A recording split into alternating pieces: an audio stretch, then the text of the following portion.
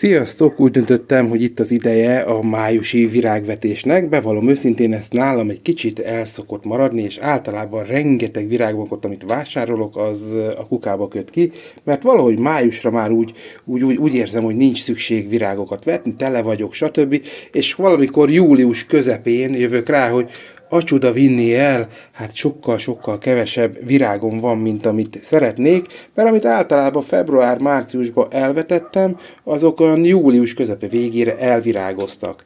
Emiatt én most egy ilyen rengeteg virágot szeretnék elvetni, és látjátok, hogy hát van miből válogatni. Az hozzátartozik, hogy igyekeztem olyan virágmagokat vásárolni, amik szárazságtűrőek, évelőek.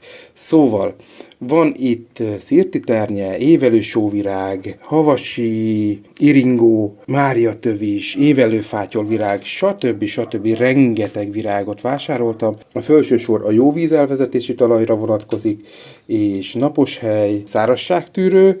Itt van egy kis csokor kevésbé évelő, mondjuk úgy, hogy legényvirág, ami egyáltalán nem évelő, sőt, ez a trombita virág se évelő, de ezek szintén napos helyre valók, és hát ugyebár van 2-3 darab olyan növényem, ami a félárnyék, árnyékos helyre való, és hát ők azért egy kicsit vízigényesebbek. Ezek a növények bőven meghálálják azt a gondoskodást, hogyha elvetem őket, és megfelelően gondoskodok, akkor virágjaikkal nem kicsit fognak díszíteni.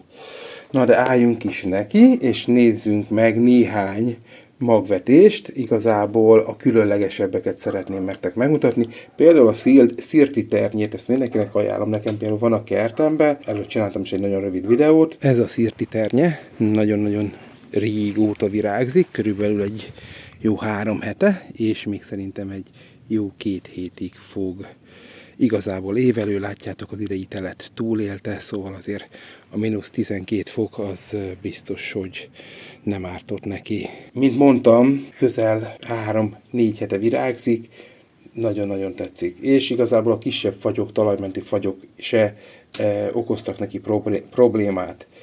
Szóval itt látjátok, hogy akkor mi az, amit vessünk. Szóval fogunk vetni iringót, ezt láttátok már nem olyan rég, ezt kiültettem. Meg akarom nektek mutatni a máriatövist, és hogy valami különlegesebbet mutassak, legyen mondjuk a kankalin, mert nekem egy nagy kedvencem, egyrészt a természetben gyönyörű, másrészt nagyon-nagyon szeretem, mint első virág hazahozni mondjuk a különböző barkácsáruházakból. Szóval ezt a 3 virágot nézzük meg, a többinek a vetése az közel azonos, hasonló. Na és hát akkor vessük el ezt a 3 szerintem kicsit különlegesebb növény, bár szerintem mindegyik növény különleges, amit most vetek, de szerintem akkor egy fél órás videó lenne, hogyha mindegyiknek a vetését megcsinálnám, és hát igazából valószínűleg az első 3 perc után meg is unnátok. Annyit elkövettem, hogy belerostáltam ide ebbe a sejt tálcába komposztot, házi komposztot, és már meg is jelöltem mindegyik tálca részt, hogy melyikből hány növényt szeretnék. Először hozzátok közelebb ez a máriatövis, és ezt szeretném elvetni. Arra figyelek, hogy ezt nem nagyon kell mélyre vetni. Mindegyik, sőt, igazából egyik növényt se kell nagyon mélyre vetni.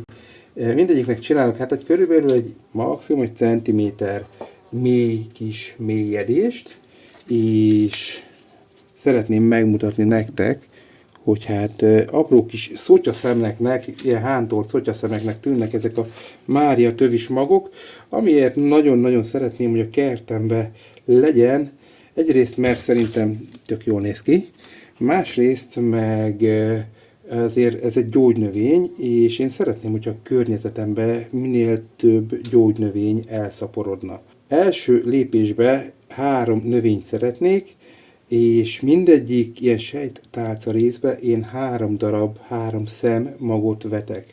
Amúgy magában ebbe az egész zacskóban szerintem 60 szem mag volt, bőven elegendő erre. Máriatövis, mint mondtam, szárazságtűrő, 2 éves növény, azaz most az első évben nem fog nagyon-nagyon nekem virágozni, remélem viszont a zöldjével díszíti majd a kertemet. Jöjjön az iringó, ez a kék iringó, vagy havasi iringó, azt hiszem szamárkenyérnek is szokták nevezni. A magja az ilyen apró, pici kis tóklászra emlékeztet. Ezt ugyanúgy, hát megpróbálok 3 szemet vetni, de ha több sikerül, akkor több sikerül, majd úgyis egy elem. Ezért szeretem ezt a sejtálcás vetést, mert van lehetőségünk javítani. És azért nem egyet vetek, mert nem ismerem a magoknak a jóságát, és hogyha véletlenül nem kell neki egy, akkor van még másik 2 lehetőségem is, hogy a magokat kineveljem. És hát jöjjön a kankalin, az, én nem tudom miért, én imádom, amikor kankalin virágzik, bárhol túrázok a hegyekbe, erdőkbe, egyszerűen szerintem ez egyik leggyönyörűbb virág, és bevallom őszintén, ezért is szoktam akár Barkács áruházba is vásárolni kankalint. És hát mivel ez évelő, az a célom, hogy legalább ezt a 12 darab növényt, ezt kineveljem. Ez a cél, aztán majd meglátjuk, hogy mennyi sikerül belőle, mert hogyha egy ilyen kis sejtálca részből akár 2-3 is kinevelődik, akkor nagy valószínűséggel meg fogom őket hagyni. A következő lépés a jelölés után, hogy megszórom földet. És az elején azt mondtam, hogy ezt azért csinálom ezt az egészet, mert szeretném, hogy augusztusban is virágozzon nekem a kert, de mondjuk azt azért mindenki tudja, hogy a kankalin az nem augusztusban virágzik, hanem bizony az a nyár elején.